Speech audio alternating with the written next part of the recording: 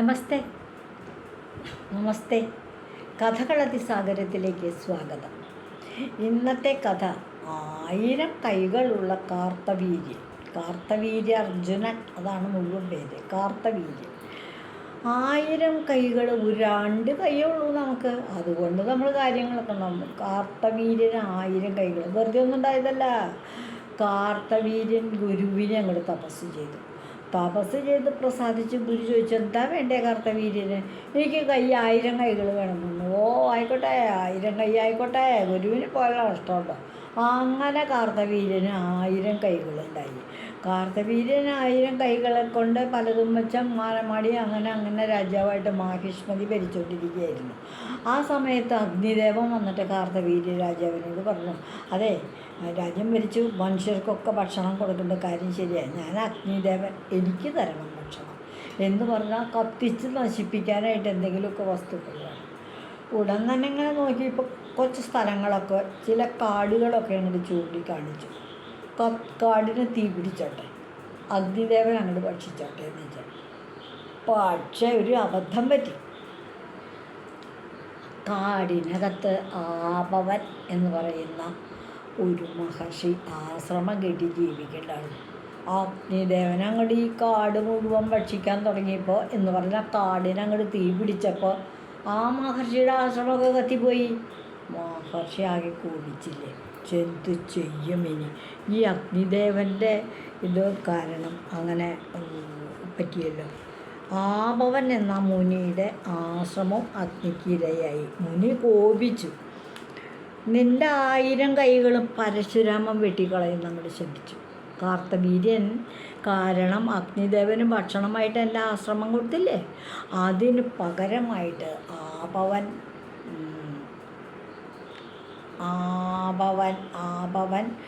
ശപിച്ചു രാജാവിന്. നിനക്ക് 1000 കൈയുണ്ടല്ലോ, ഈ 1000 കൈയുണ്ടൊന്നും വലിയ കാര്യമില്ല, ഒരവസരം കിട്ടട്ടെ, അപ്പം പരശുരാമൻ ഈ 1000 കൈയും വെട്ടിക്കളയും എന്ന് ശപിക്കുകയല്ലേ. ശപിച്ചിട്ട് അങ്ങോട്ട് പോവുകയും ചെയ്തു. അങ്ങനെ മുനി കാർത്തവീര്യാർജുനെ അങ്ങോട്ട് ശപിച്ചു പോയി.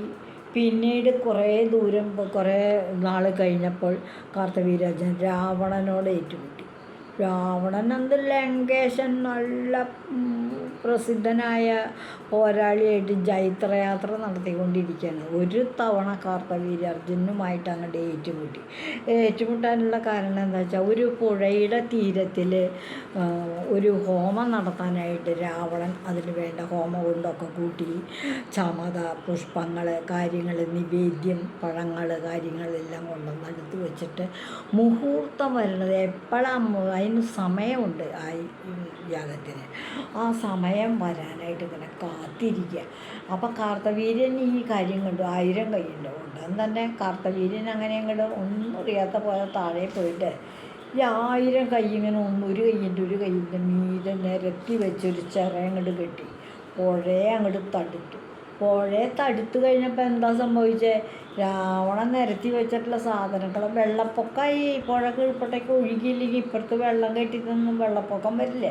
ആ വെള്ളപ്പൊക്കത്തിൽ രാവണൻ നിരത്തി വെച്ച് യാഗം നടത്താൻ വെച്ചായിരുന്ന ഈ ഉരുക്കൂട്ടുകളൊക്കെ ഉണ്ടല്ലോ, യാഗം ഉണ്ടമ്പരം സർവ്വതും അങ്ങോട്ട് ഒലിച്ചു പോയി. രാവണന് ദേഷ്യം വന്നു, ഒരുപാട് ദേഷ്യം വന്നു. ആ ഇതുണ്ടായി. അങ്ങനെ ഒരു അഹങ്കാരിയായിട്ട് കാർത്തവീര്യാർജുനൻ തൻ്റെ 1000 കൈയും വെച്ചിങ്ങനെ നടക്കുക. രാവണൻ ഏറ്റുമുട്ടി തൻ്റെ വസ്തുക്കളൊക്കെ പൊയിഞ്ഞൊരുക്കി അവൻ യാഗം വെച്ചിട്ട് തിരിച്ചു പോവുകയും ചെയ്തു. മറ്റൊരിക്കൽ ഈ അഹങ്കാരമായിട്ട് കാർത്തവീര്യൻ സമുദ്രത്തോട് ഏറ്റുമുട്ടുന്നതിന് കാർത്തവീര്യൻ അങ്ങോട്ട് ഇറങ്ങി വെള്ളമൊക്കെ കലക്കി സമുദ്രമായിട്ട് വരട്ടെ. അപ്പോൾ സമുദ്രത്തിൻ്റെ ദേവനാണല്ലോ വരുണൻ വേഗം വന്നു. അങ്ങേക്ക് എന്താ വേണ്ടേ? വെറുതെ ഇങ്ങനെ വെള്ളത്തിനോട് എന്നോട് വഴക്ക് കൂടല്ലേ, സമുദ്രത്തിനോട് വഴക്ക് കൂടല്ലേ, അങ്ങക്ക് എന്താ വേണ്ടതെന്ന് പറഞ്ഞു. അപ്പോൾ കാർത്തവീര്യൻ പറഞ്ഞു, ഞാനിപ്പോൾ 1000 കൈ വെച്ചിട്ട് എനിക്ക് ആരെയും തല്ലി മതിയായിട്ടില്ല. എന്നോട് യുദ്ധം ചെയ്യാൻ പറ്റിയൊരു ശത്രു ഇല്ല എനിക്കിപ്പോൾ, ഒരു യോദ്ധാവില്ല എനിക്കിപ്പോൾ.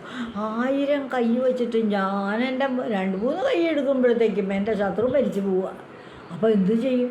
എനിക്ക് മതിയാകോളം അങ്ങോട്ട് തല്ലി തീർക്കണം. എൻ്റെ എല്ലാ കൈകളും അങ്ങോട്ട് തല്ലി എനിക്ക് മതിയാവണം. അങ്ങനെ പറ്റിയൊരു എതിരാളി എനിക്ക് തരണം എന്ന് പറഞ്ഞു വരുണദേവനോട്. വരുണദേവൻ പറഞ്ഞു നിങ്ങൾക്ക് അതിന് പറ്റിയൊരു എതിരാളി ഉണ്ട്, തരാം യുദ്ധം ചെയ്തോളൂ, രണ്ടുപേരും കൂടെ ഒരു പിടി പിടിച്ചോളൂ എന്ന് പറഞ്ഞു. ആരാത് പറയൂ, ഞാൻ പോവുകയും ദുരിതൻ്റെ അടുത്തേക്ക്. അത് പരശുരാമനും അങ്ങും തമ്മിൽ ഏതാണ്ട് ഒന്നങ്ങടി യോജിക്കും, പറ്റിയ തണ്ടിയ എന്നും പറഞ്ഞങ്ങോട്ട് വിട്ടു. അങ്ങനെ കുറച്ച് നാൾ കഴിഞ്ഞ് കാർത്തവീര്യനും കൂട്ടരും നായാട്ടിൽ നടന്നുകൊണ്ടിരിക്കുമ്പോൾ ഈ പറഞ്ഞ പരശുരാമൻ്റെ അച്ഛൻ്റെ ആശ്രമം ജമദഗ്നി മഹർഷി, രേണുകാദേവി അമ്മ, വേറെയും പുത്രന്മാരൊക്കെ ഉണ്ട്. സംഗതി വെച്ച ആശ്രമത്തിൽ മക്കളാരും ഉണ്ടായിരുന്നില്ല. അപ്പോൾ കാർത്തവീര്യൻ കുറച്ച് ഭടന്മാരും ഒക്കെ കൂടി ജമദഗ്നിയുടെ ആശ്രമത്തിൽ അങ്ങോട്ട് ചെന്നു. മഹർഷി രാജാവിനെ സൽക്കരിച്ചു, ഇരുത്തി വരൂ ഭക്ഷണം കഴിക്കാം എന്നൊക്കെ പറഞ്ഞു. അപ്പോൾ പറഞ്ഞു, അയ്യോ ഞങ്ങൾ കുറച്ച് ആൾക്കാരൊക്കെ ഉണ്ട്, അങ്ങ് എല്ലാവർക്കൊക്കെ ഭക്ഷണം തരാൻ ഇപ്പോൾ പറ്റുമോ, നിങ്ങൾ ഈ രണ്ടാൾ തന്നെ കുറച്ച് വല്ലതൊക്കെ തരാൻ തരാണ്ട് എനിക്കൊരു പക്ഷേ തരാം, മന്ത്രിക്ക് തരുമെന്ന് തരുള്ളൂ.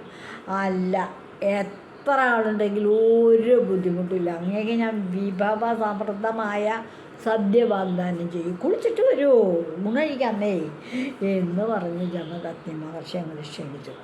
അപ്പോൾ ജമദഗ്നി അവർക്കെല്ലാം അത് പറഞ്ഞതുപോലെ കുളി കഴിഞ്ഞ് ചെന്ന് കൊട്ടാരത്തിൽ ചെന്നപ്പോൾ വേഗം പാചകശാലയിലേക്ക് കൊണ്ടുപോയി ഇല വച്ചിട്ടേക്ക് വിളമ്പുകാരൊക്കെ റെഡി, ആൾക്കാരങ്ങോട്ട് ഭടന്മാരൊക്കെ അങ്ങോട്ട് ചെന്നിരുന്നു. മന്ത്രിമാരുണ്ടായിരുന്ന 2-3 പേര്, മന്ത്രിമാരും ചെന്നിരുന്നു. രാജാവിനെ വളരെ യോഗ്യമായൊരു പീഠത്തിലിരുത്തി രാജാവും ഇരുന്നു. വിളമ്പുകാർ വിളമ്പ് തുടങ്ങി. ഒന്നല്ല രണ്ടല്ല 100 കൂട്ടം കറികൾ അങ്ങോട്ട് വിളമ്പി, ഇഷ്ടം പോലെ ചോറ്, 4 കൂട്ടം പായസം, പപ്പടം, പഴന്നുറുക്ക്, ഉപ്പേരി, വറുത്തുപ്പേരി 4 തരം, കായ വറുത്തത്, ചേന വറുത്തത്, പയറ് വറുത്തത്, വഴുതനങ്ങ വറുത്തത്, ശർക്കര വരട്ടി, ഇങ്ങനെ വളരെ ചെറിയ പപ്പടം, വലിയ പപ്പടം, പഞ്ചസാര, പരിപ്പ് വട, എള്ളുണ്ട, ഉണ്ണിയപ്പം, എന്തിനു പറയുന്നു, ഇങ്ങനെ പല പല പല പല വിഭവം, കാളന, ഒലന, എരിശ്ശേരി, പുളിശ്ശേരി, പച്ചടി, കിച്ചടി, കൂട്ടുകറി എന്നൊക്കെ പറഞ്ഞുകൊണ്ടുള്ള സാമ്പാർ, ഇഷ്ടം പോലെ വിഭവങ്ങൾ.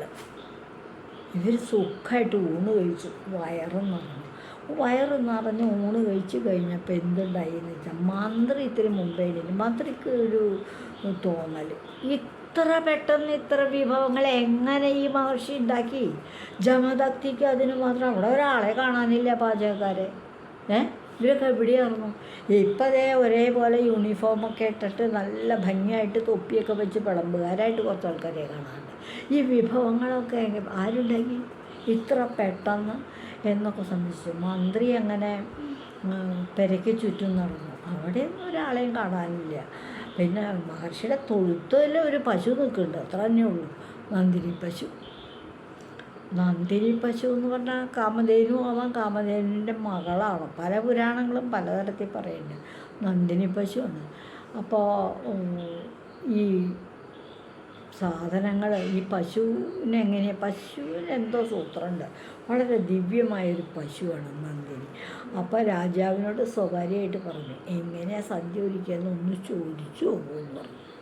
രാജാവും മഹർഷിയും തമ്മിൽ, കാർത്തവീര്യാർജുനും മഹർഷിയും തമ്മിൽ സംസാരിച്ച് കഴിയുമ്പോൾ മഹർഷി പാവം സത്യസന്ധമായിട്ട് പറഞ്ഞു, എനിക്ക് ദേവലോകത്തെ പശുവുണ്ട്, നന്ദിനിയുണ്ട്, എന്നെ യാഗാദി കാര്യങ്ങളിലൊക്കെ സഹായിക്കാൻ എനിക്ക് ആവശ്യമുള്ള പാലും നെയ്യും തൈരുമൊക്കെ തരാനായിട്ട് ഇവിടെ പശുവുണ്ട്.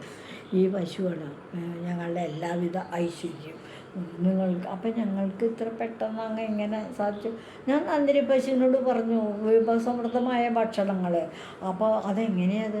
നന്ദിനി പശു അങ്ങോട്ട് വലുതാവും, വയറങ്ങോട്ട് തുറക്കും, അതിൽ നിന്ന് വിഭവങ്ങൾ കൊണ്ട് ഇങ്ങനെ ഭടന്മാർ വരും, വളരെ രുചികരമായ സർവ്വ ഭക്ഷണങ്ങളും ഇവിടെ എത്തിക്കും. അവരെ എല്ലാവർക്കും വിളമ്പി തന്ന് അവർ കയറി പോവുകയും ചെയ്തു. അത് ശരി, എന്ത് ചോദിച്ചാലും തരും പശു, എന്ത് ചോദിച്ചാലും പശു തരും.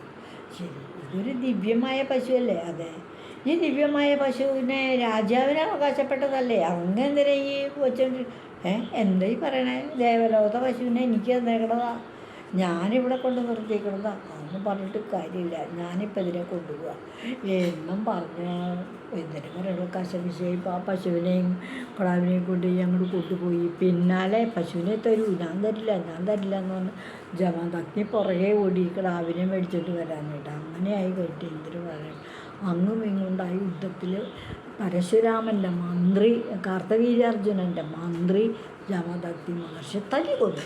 ഇത്രയും പറഞ്ഞാൽ മതി, കൊന്നു കളഞ്ഞു. ഇത് കേട്ട പരശുരാമന് വന്നില്ലേ, ആരുടാവേ എൻ്റെ അച്ഛനെ കൊന്ന്. അപ്പോൾ ആ രാമൻ വരുമ്പോൾ അച്ഛൻ ഭരിച്ചു കിടക്കുക. പരശുരാമൻ വരുമ്പോൾ അമ്മയായ രേണുക മാറത്തടിച്ചു. രാമാ, എൻ്റെ അച്ഛൻ മരിച്ചു മോനെ, എനിക്കിത് സഹിക്കാൻ വയ്യേ, എൻ്റെ ഭർത്താവിൻ്റെ മരണം സഹിക്കാൻ വയ്യേ എന്ന് തോന്നുന്നു. നെഞ്ചത്തക്കം കൊണ്ട് അടിച്ചു, 21 അടിയടിച്ചു രേണുക. അപ്പോഴേക്കും രാമൻ വന്ന് അമ്മയെ സമാധാനിക്കൂ, അച്ഛനെ കൊന്നവരോട് നമുക്ക് പകരം ചോദിക്കാം എന്ന് പറഞ്ഞ് സമാധാനിപ്പിച്ച് മറ്റേ ചേട്ടന്മാരെ ഏൽപ്പിച്ച് തൻ്റെ പരശു എന്ന് പറയുന്ന ആയുധം കയ്യെ പിടിച്ചുകൊണ്ട് ഒറ്റ പോക്കാണ് കാർത്തവീര്യാർജുനൻ്റെ കൊട്ടാരത്തിലേക്ക്. പശുവിനെ കൊണ്ടുവരാൻ കാർത്തവീര്യാർജുനൻ്റെ പണി. അപ്പോൾ 21 പ്രാവശ്യം ഈ മാറത്തടിച്ച് രേണുക കരഞ്ഞതുകൊണ്ട് കാർത്തവീര്യാർജുനത്തിൻ്റെ വംശത്തെ, ക്ഷത്രിയ വംശത്തെ 21 പ്രാവശ്യം ഞാൻ കൊല്ലും എന്നവർ സത്യം ചെയ്തു. പരശുരാമൻ അങ്ങനെ തന്നെ ചെയ്തു. എവിടെയൊക്കെ ക്ഷത്രിയരുണ്ടെങ്കിൽ അവരെയൊക്കെ തെരഞ്ഞു പിടിച്ചു കൊല്ലുക, അതായിരുന്നു പരശുരാമൻ്റെ ലക്ഷ്യം തന്നെ. പരശുരാമൻ പശുവിനെയൊക്കെ കൊണ്ടുവന്ന ആശ്രമത്തെ കൊല്ലി. പക്ഷേ ജമദഗ്നി മരിച്ചു പോവുകയും ചെയ്തു. അങ്ങനെ അവിടെ ചെന്ന് ഈ പരശു കൊണ്ട് പരശുരാമൻ കാർത്തവീര്യാർജുനൻ്റെ 1000 കൈകളും വെട്ടി, അയാളുടെ തലയും വെട്ടി. കാർത്തവീര്യാർജുനന് 100 മക്കളുണ്ട്, 100 മക്കളെയും ഉണ്ട് പരശുരാമൻ. അങ്ങനെയാണ് കഥ. വേറെ ഒരു ഭാര്യയിൽ ജനിച്ച ഒരു കുട്ടീനാണ്. ആ കുട്ടി അവിടെ രാജാവാക്കി വായിച്ചിട്ടുണ്ട്. പരശുരാമൻ തിരിച്ചു വന്നു, രാജൊന്നും പിടിച്ചു വെച്ചില്ല, തൻ്റെ അച്ഛനെ കൊന്നെൻ്റെ കൈ കൊടുത്തു, അത്ര ഉള്ളൂ. ഇതാണ് 1000 കൈകളുള്ള കാർത്തവീര്യൻ. അതാണ് ഇന്നത്തെ കഥ. 1000 കൈകളുള്ള കാർത്തവീര്യൻ. കാർത്തവീര്യന് 1000 കൈകൾ കൊടുത്തത് ഗുരുവാണ്. ഇനി 1000 കൈയുള്ള കാർത്തവീര്യൻ, അതാണ് ഈ കഥയുടെ പേര്. ഇതുവഴി വന്നാലും ഇത്തിരി നേരം ഇരുന്നാലും കഥകൾ കേട്ടാലും കളിയായി പറയും കഥയാണേ, കാര്യം പറയും കഥയാണേ. അപ്പോൾ എല്ലാവർക്കും നന്ദി. ഈ കഥകൾ നിങ്ങളൊക്കെ സബ്സ്ക്രൈബ് ചെയ്തിട്ടുണ്ട് ഈ ചാനൽ, എനിക്കറിയാം.